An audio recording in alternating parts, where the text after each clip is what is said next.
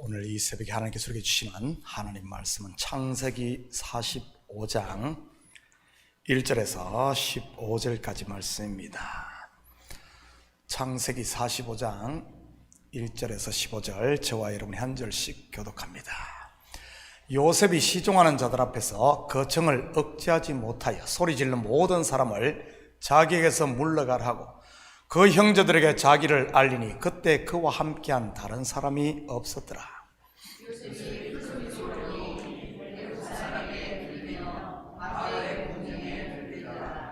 요셉이 그 형들에게 이르되 나는 요셉이라.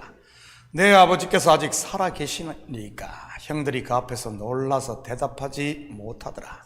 요셉이 형들에게 이르되 내게로 가까이 오소서. 그들이 가까이 가리니 나는 당신들의 아버지이니 당신들이 애굽에 팔자라. 당신들이 나를 이곳에 팔았다고 해서 근심하지 마소서. 한탄하지 마소서. 하나님이 생명을 구원하시려고 나를 당신들보다 먼저 보내셨나이다.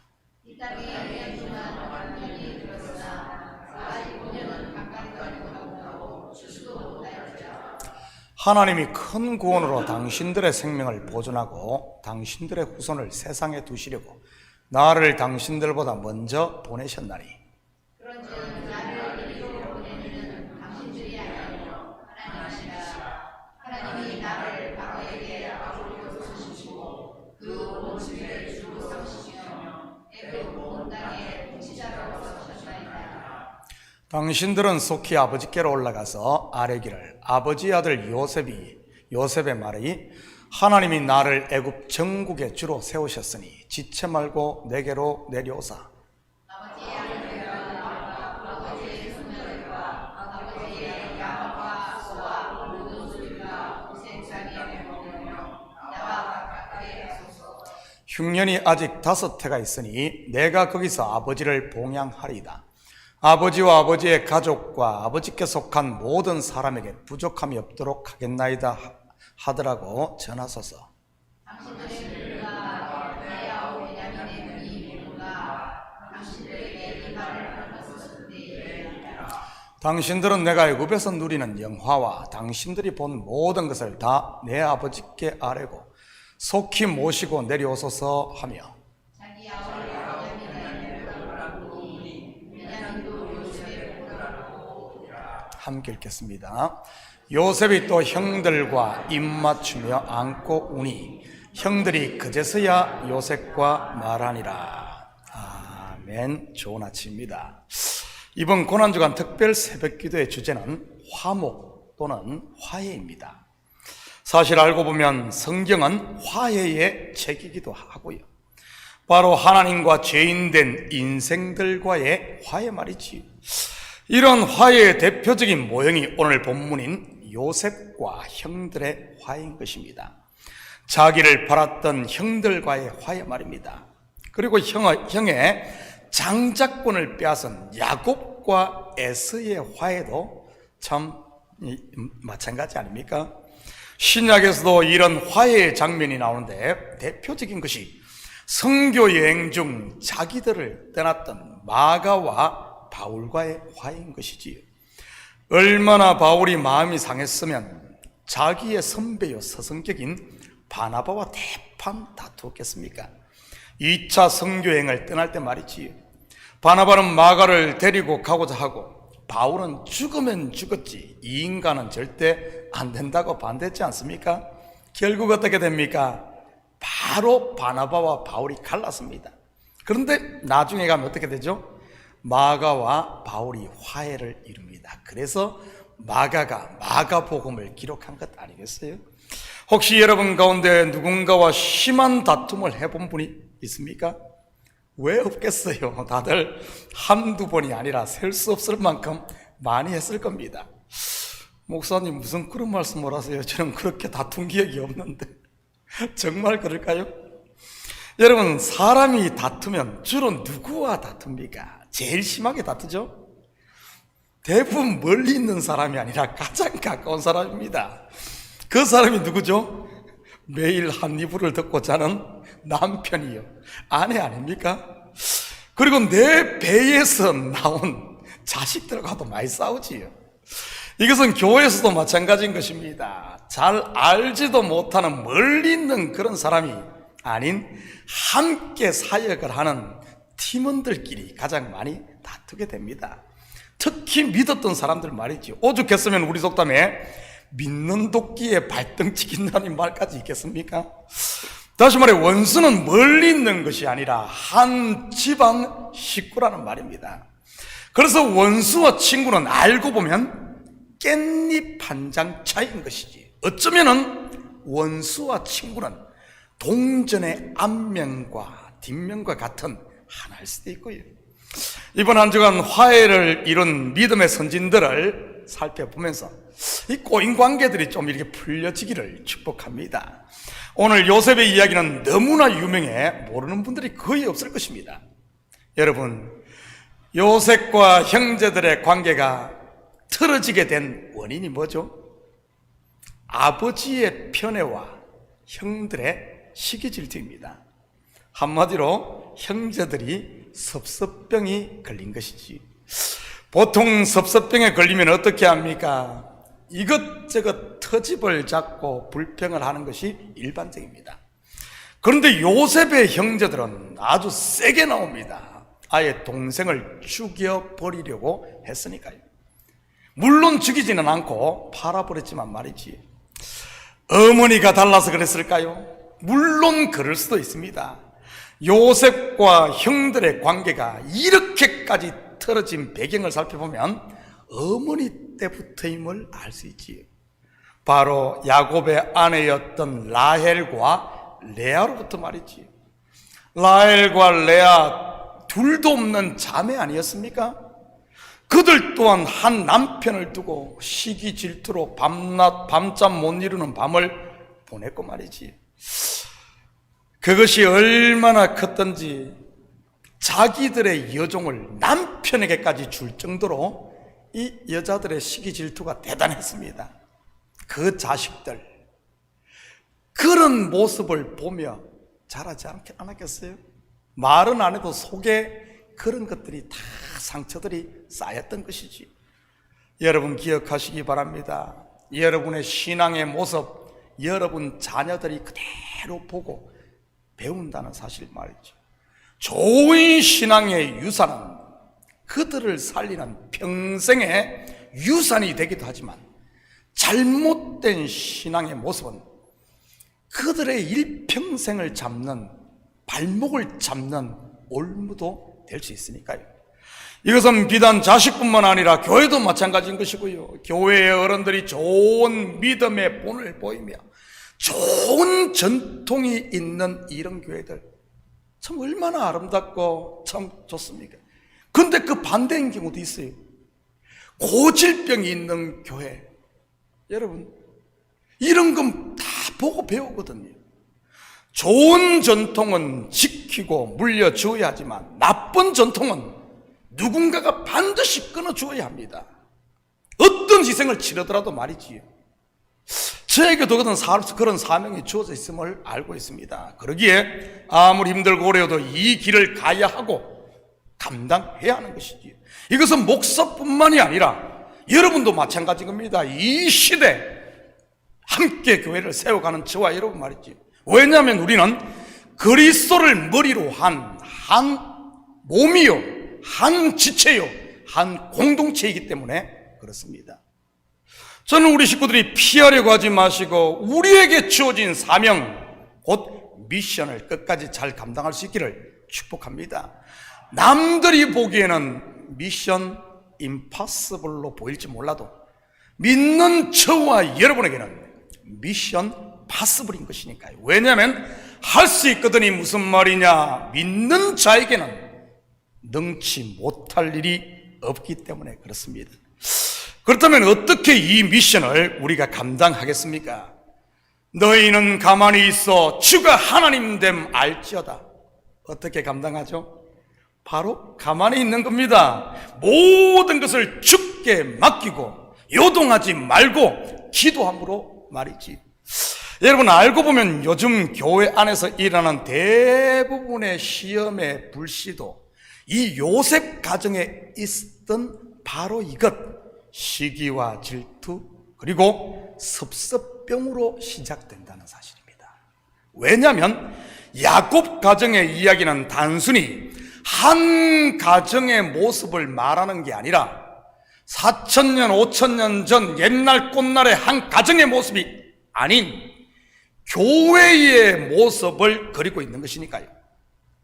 야곱, 즉 이스라엘의 12아들로부터 이스라엘이라는 나라가 세워집니다. 그리고 영적으로 이스라엘은 정확하게 교회를 말하는 것이지. 먼저 애굽의 총리가 된 요셉에게 곡식을 사러 찾아온 형제들, 요셉이 어떻게 하죠? 다짜고짜 스파이로 몰아버립니다. 그것도 그들의 곡식 자루에 돈까지 도로 집어넣음으로 말이죠. 왜 요셉이 이렇게 했겠습니까? 처음 곡식을 사러 왔을 때 말입니다. 기근이 들어 양식이 없는 것도 힘든데 거기다가 돈을 주고 곡식을 샀는데 스파이로 몰리니 형제들의 형편이 어떻겠어요? 사자성어로 말하면 설상가상인 것입니다. 엎치고 덮친 것 말입니다. 그 결과가 뭐죠? 형들이 자기들이 지은 죄를 기억합니다. 까맣게 잊고 있었던 저 가슴속 깊이 묻어두었던 20여 년 전의 이야기를 말이지. 그 결과가 뭡니까? 바로 동생을 팔아먹은 그걸 기억해냅니다. 이것을 통해 알 수 있는 것이 뭡니까? 고난과 환난은 나를 돌아보게 합니다.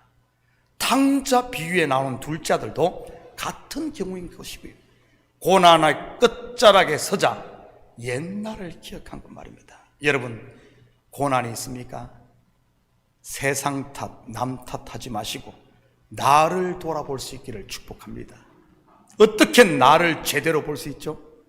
나를 볼 수 있는 영적인 거울이 뭐죠? 하나님의 말씀인 겁니다. 바로 율법 말이지. 영적으로 보면 형제들 율법 앞에 선 것입니다. 그리고는 요셉이 형제들을 풀어줍니다. 양식과 돈을 주면서 말이지. 그러면서 요구한 것이 뭡니까? 막내 아들 베냐민을 데리고 오라는 것이었습니다. 베냐민이 갖는 의미가 무엇입니까? 오른손의 아들이라는 이름의 베냐민. 이 아버지 야곱에게는 유일한 아들인 겁니다. 자기가 사랑하는 아내 라헬로부터 낳은 아들이니까요. 라헬의 소생이 둘 아닙니까? 요셉과 베냐민. 그런데 요셉은 진작 형들이 팔아먹어 야곱은 죽은 줄로만 알았습니다. 그러니 베냐민은 유일한 아들이지요. 이 이스라엘 야곱이 어떻게 하죠? 이러면 이러리라. 결국 자기의 마지막 아들을 포기합니다. 내려놓음인 것이지. 물론 이 속에는 독자를 내어놓는 하늘 아버지의 모습이 그대로 들어있는 것이고요. 아무튼 이 베냐민을 통해 이 하나를 포기하니까 어떻게 되죠? 전부를 다 얻습니다. 12아들을 다 찾아오는. 예수를 내어놓으니 저와 여러분 잃어버린 하나님의 백성들을 다 찾는 하나님의 복음이 들어있는 것이지. 아무튼 베냐민을 데리고 내려온 형제들 이런저런 이야기를 거쳐 결국 요셉과 재회를 합니다. 요셉이 형들 앞에 자기를 드러낸 것이지. 그러자 형제들 사색이 되어버립니다. 원수는 외나무 다리에서 만난다는 속담처럼 꼼짝없이 죽게 되었으니까요. 다르게 말하면 죽는 것이지요. 바로 죽은 겁니다. 그러자 요셉이 어떻게 합니까? 사색이 된 곧 죽은 그들을 말이지요. 5절입니다. 당신들이 나를 이곳에 팔았다고 해서 근심하지 마소서, 한탄하지 마소서. 하나님이 생명을 구원하시려고 나를 당신들보다 먼저 보내셨나이다.